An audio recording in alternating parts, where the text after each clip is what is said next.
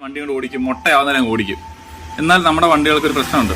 നമ്മുടെ വണ്ടിയുടെ ടയറുകളെ ഒരു യൂസ് ചെയ്യുന്ന ഒരു കണക്കുണ്ട്. ഒന്ന് അതിന്റെ ഇയർ നോക്കും, പിന്നെ ഒന്നെന്ന് പറഞ്ഞാൽ അതിനകത്തൊരു ട്രെഡ് വയർ ഇൻഡിക്കേഷൻ വേണ്ടി ഒരു മാർക്കിംഗ് ഉണ്ടാവും. ഇത് ഒന്നുകിൽ ഈ വണ്ടി കണ്ട് ഇതുപോലത്തെ ഒരു ഡയമണ്ട് കാണും.